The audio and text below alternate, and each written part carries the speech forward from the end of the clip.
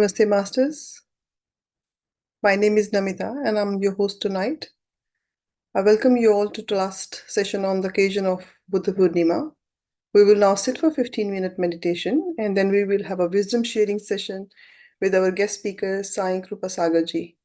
So I request you all, please sit in a meditation comfortably. I will guide you, and then Kalpana ji will play some music for you. Please remove your specs. Cross your legs. Clasp your hand and slowly close your eyes. Take three deep breaths.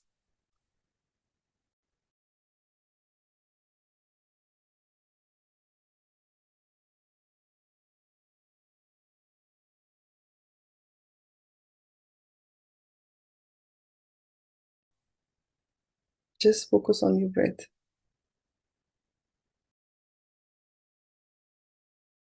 Don't try to change it.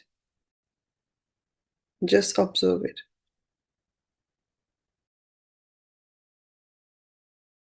See if it's slow or it's fast.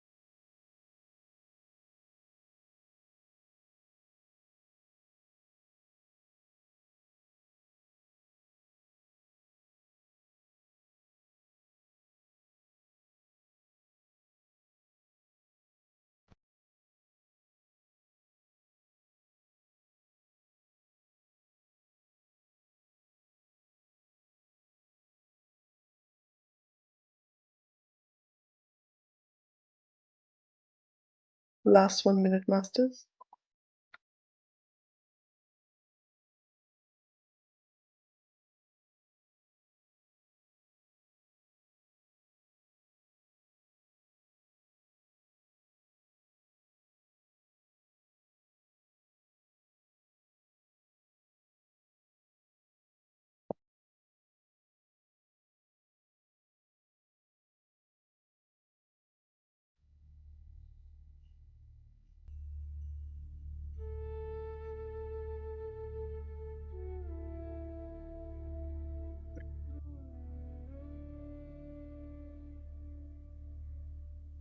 Last 10 seconds.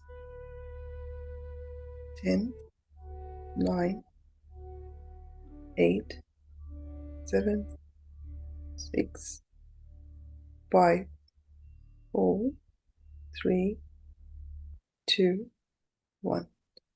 Please put your palm on your eyes and slowly open them when you're ready.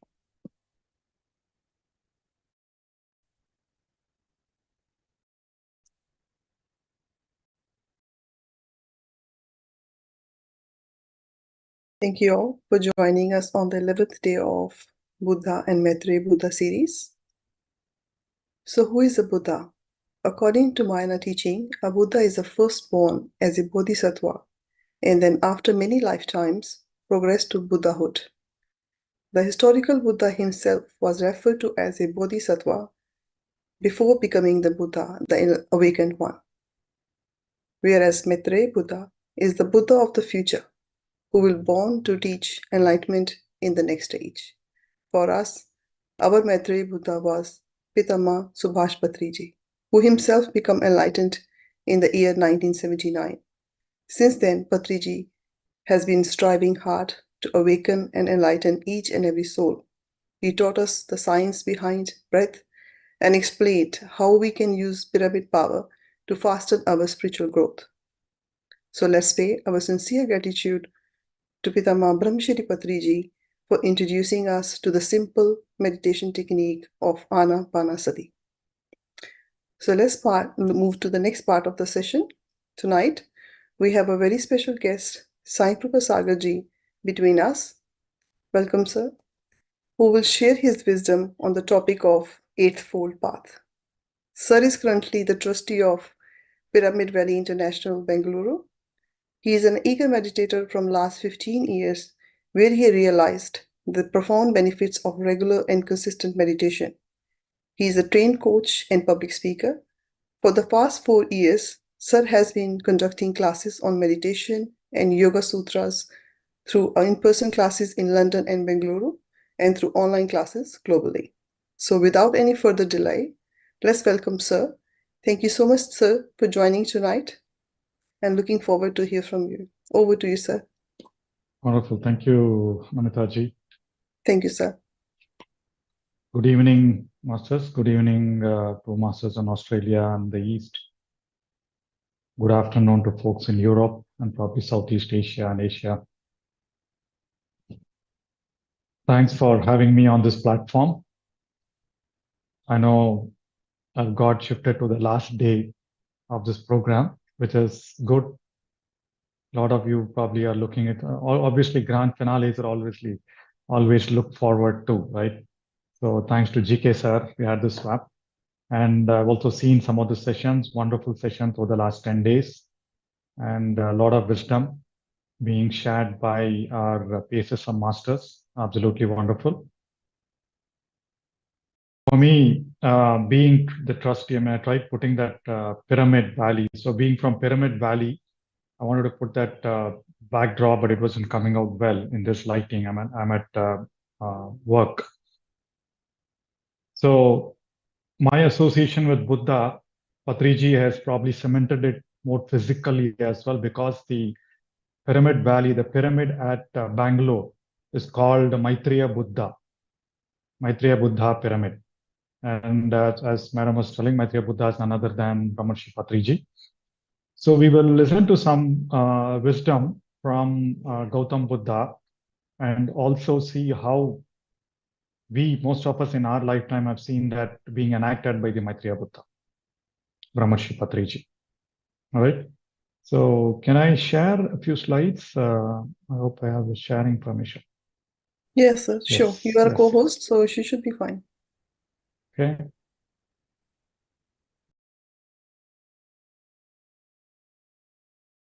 Able to see? Yes, sir. Perfect. Okay.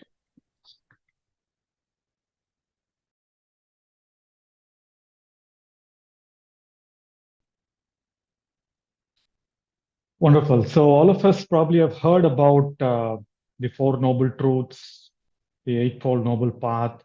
In fact, it took me several years for me to go deep into the Eightfold Path, though I've been seeing the Eightfold Path written in our Kabir Bhavan in Pyramid Valley and also in the entrance to the pyramid in Bangalore. Patriji, initially when he started off, he wrote that in both in Hindi and English. So we all took it for granted, but then last year, around Buddha Purnima time, when people asked me to give some talks on Buddhist wisdom, there were some sessions like this happening. And that is when I dug deep into the Eightfold Path and a lot of other wisdoms, other Buddhist concepts, so which I'll talk a little bit about as we go through this. So I'm sure all of you know the Four Noble Truths, right? So one is pain is inevitable. Sorry, pain is always going to be there. So Buddha says suffering is inevitable, but then we have our own adage, right? I mean, pain is inevitable, suffering is optional, right? So I would probably want to go with that. So pain is inevitable. Pain and suffering are similarly the same. And as all of you know, the story of Buddha, I'm sure some of you probably have heard that in one of the sessions earlier. For Buddha at that time, or for Gautama at that time, he saw an old man, a dead body, and a sick person, and a saintly person.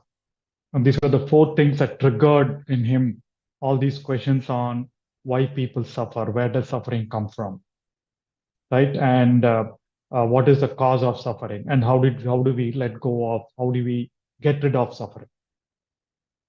And that is when he formulated this four noble truths. Truth number one: suffering is there. Suffering is existential. Suffering is part of our existence. So could be old age, could be illness, and we all know death. And the pandemic has alerted us to how death is a normal part of our life. And then, of course, all the different kinds of misery that we go through because of our mental formation, because of our misinterpretation of things, because of our ignorance. And that is what we'll talk about it. The first truth is suffering is, or in this case, pain or suffering is cannot be avoided. It is going to be part of all our life. And second discovery that Gautama discovered was the origin of suffering. What is the cause of suffering? I'm sure all of you are very adept at it. Can you type a few? I want to see if we can make it interactive. What was the cause of suffering according to Buddha? Can some of you type it? Thoughts. There's a very technical word. Yes, cravings. Your wish, yeah, desires, ignorance, desire, yes, expectations, entanglements, all of these, yes, greediness.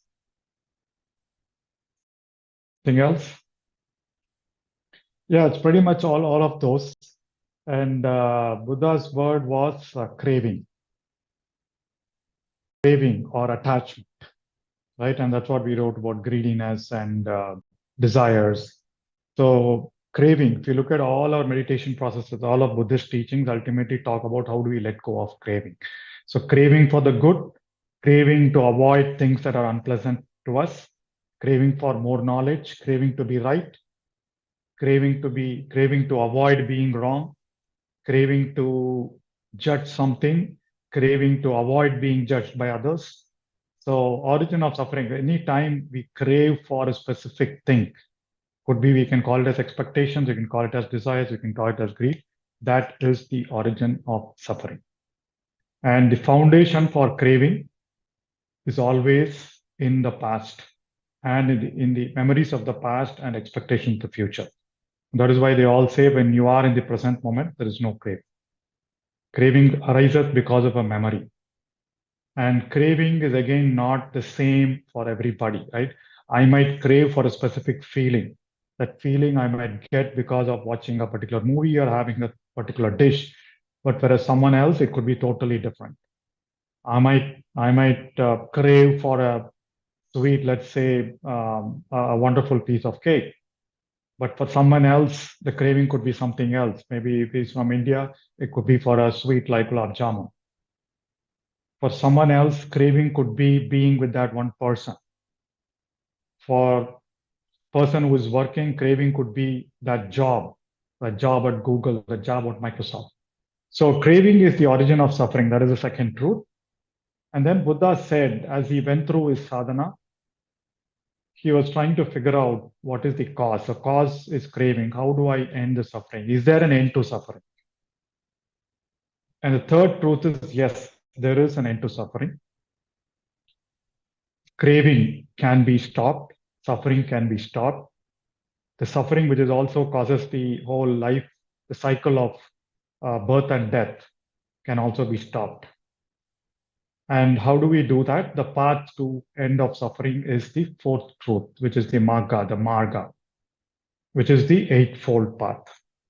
So a lot of, in fact, each of these can also be covered in one session each. I mean, there are a lot of books talked about it, but we will quickly dive into the path. We all know about suffering. We all know about misery.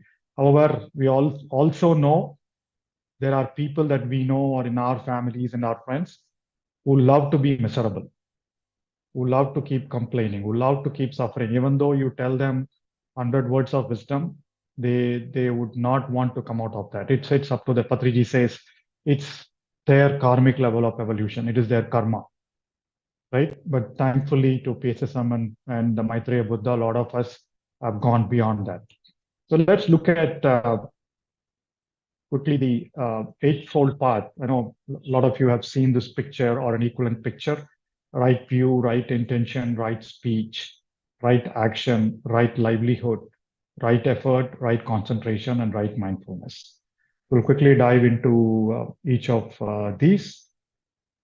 So right view is also called right understanding.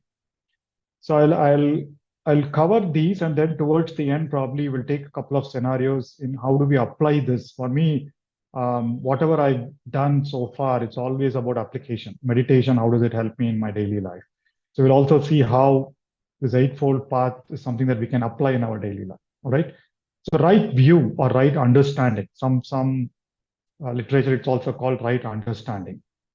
And you must have heard in our meditation discourses, right? A meditation allows us to see things as they are. Why don't we see things as they are? We don't see things as they are because we want to see things through the lenses that we wear, through the glasses that we wear of our own beliefs, our own attitudes, our own perceptions. We wear a blue color glass of fear. We look at everything from a fearful angle. We wear the red color glasses of doubt. We always see every situation with doubt, right? So what Patriji and Buddha and all the spiritual masters talk about is when you go through spiritual practices like meditation, slowly our thoughts come down, the samskaras get cleared up, and we start dropping all the unwholesome states, unwholesome effects of fear, anger, doubt, regret, shame. So all these slowly fall away. When all these slowly fall away, we see things as they are. Till then, observations lead us away from right view, and till then we are looking at things with a tainted glass. We look at life as, oh my God, this is what God or someone has made me. This is my destiny. This is who I am. Right. So it's all about ignorance. We do things out of ignorance. We don't have the right understanding of our life. Now we know, right? What does life?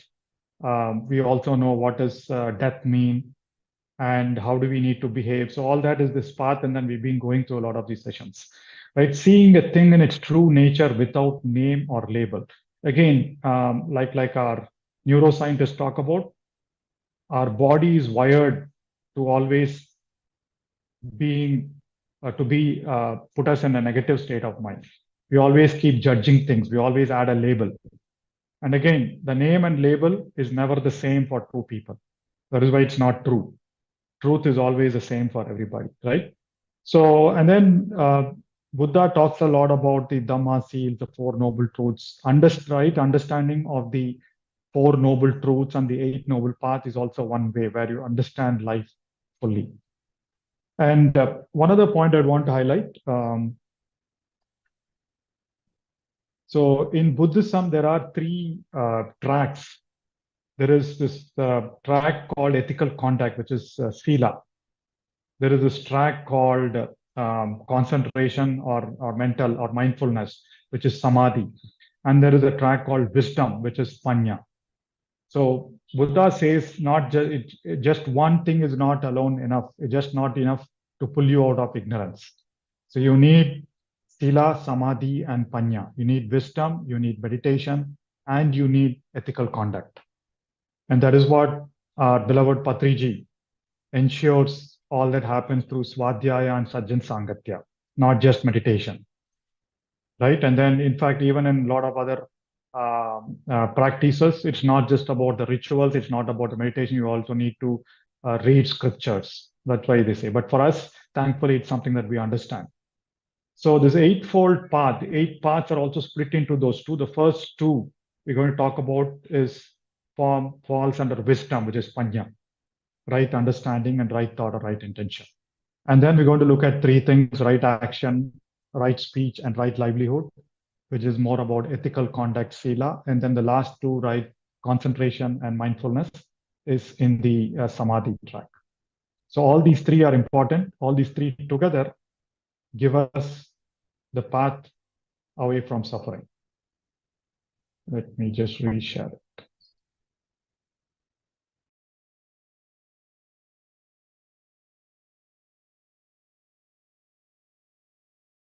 So, all right, so right view and understanding. So in Buddha's primary teaching, I'm sure it must have been covered in some of the things, right? There are three Dhamma seals, 3 marks of existence, 3 truths of existence, 3 Dhammas.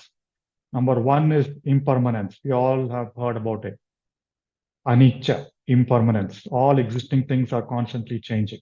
Everything changes. Number 2 is no self, non-self, which was a big revelation to me, because most of us have grown up in this whole era of talking about soul, right? And then Buddhism talks about no self.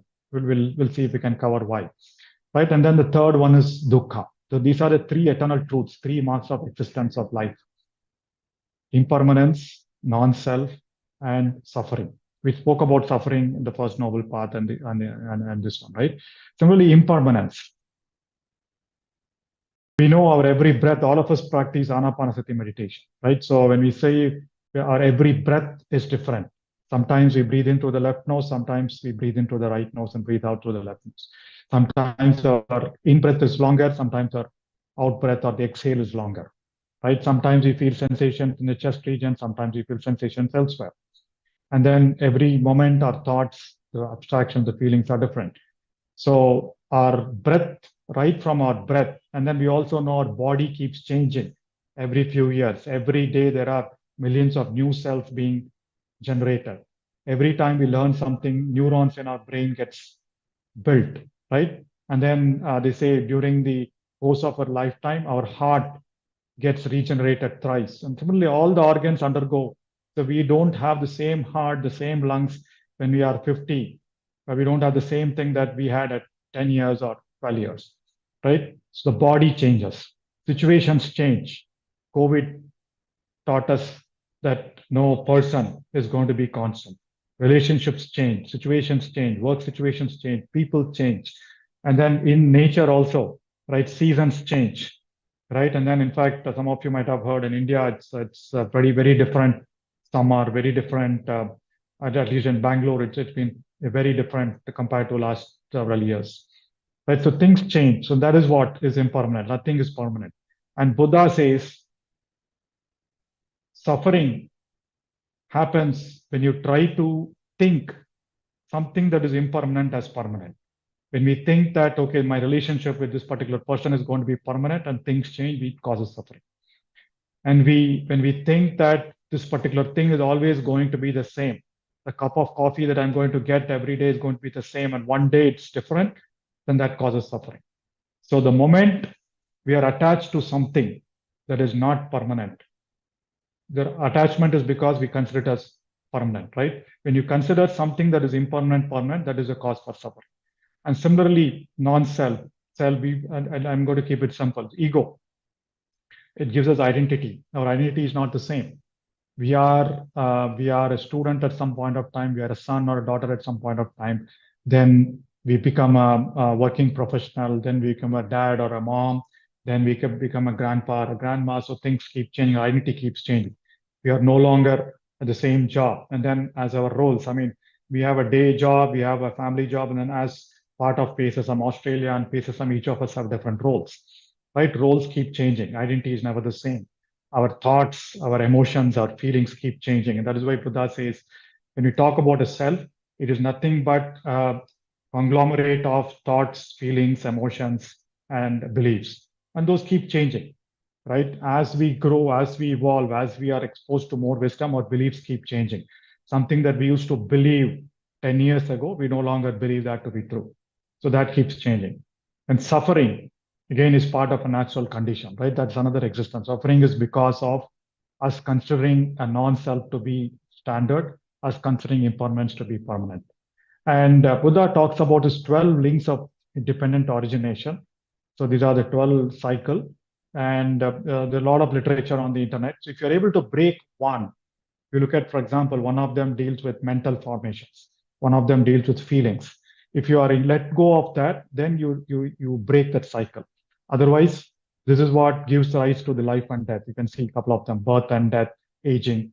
So if you're able to break one of these 12 links, then you stop. That is when you achieve nibbana or nirvana, right? So right understanding is, for now, I'll keep it simple. 3: impermanence, everything is impermanent, non-self, and suffering is real. Next, moving on to, given the right understanding, the next step of the Eightfold Noble Path is right thought. In some literature, it is called right intention. Right thought is also known as right determination, right awareness, and right intention. But again, it's about having our thoughts in perspective, in accordance with the truths. Right? When our thoughts are in accord with the right dharma at every moment, we eliminate the 3 poisons and grow closer to becoming a Buddha. This is again a wisdom aspect. What are the 3 poisons? Ignorance, aversion, and attachment. Patanjali talks about 5 things. He adds fear and ego as well to it. Right? So every time, anytime we have a thought that is aligned with attachment, because you like something, there is a thought. Because you want to prevent something, there is a thought. Or because you don't know, because if you have a right understanding, that is fine. But if you think, what is ignorance? Thinking something that is not permanent as permanent, getting attached to it. Thinking that things are going to be the same way as you expect. So all that is ignorance. So these 3 are the primary causes. And one of the common practices is, as we do, we practice that in some of our retreats. We practice that in some of our meditation courses as well. We give an exercise every day. You keep reflecting on your thoughts. And every moment, anytime you have a thought, make sure you don't have a thought colored with kleshas. Kleshas are these 3 plus 2, right? Aversion, attachment, ignorance, ego, and fear. Anytime you have a thought, if it is not colored with the kleshas, you're good. But if you're colored with the kleshas, then you're causing a samskara. Then you're causing suffering, right? So it is more about awareness, having right mindfulness. And then always having the intention of releasing those fearful thoughts, releasing those unhelpful thoughts, releasing the thoughts of jealousy, right? So having goodwill, harmlessness. The other key teaching out of this is, we can have all the right intention, we can think all the right thoughts, but intention needs to translate into action. Intention without translating into action, all of us keep doing it, right? Even I keep doing it. Oh, I want to do this, I want to do that, right? I want to build a pyramid, I want to have pyramid centers all over the world. but I need to translate it into action. Till then, it is imagination, like a lot of other things. So right understanding, right thought, or right intention. So the two steps. The third one, now that I have a right understanding of things, now I have the right intention or thought to do something. It starts with communicating. You cannot do something by your own self. We all know that, right? We need to communicate. And to communicate right, we need the right speech. Right speech, again, there are some certain rules like Patanjali's Yama and Niyama. So words of truth, what is right speech? Words of truth, words of compassion, words of praise, words of altruism, right? So it's about true, honest, being, speaking the right things at the right time, speaking the right things as per the context, right? And then not getting attached to whether you've spoken the right thing or not. So that is also important. So if you look at right speech, now getting into the conduct section. So it's always about, am I speaking the truth that I know of? Is it going to be helpful to me or others? Is it timely? And is it kind? And Patriji always keeps saying, I'm sure you must have heard his videos and lectures. He absolutely abhors gossip. He says, if you don't have anything to talk, shut your mouth, be silent. That is all. Don't just talk just for the sake of talking. I mean, I'm sure that was a big deviation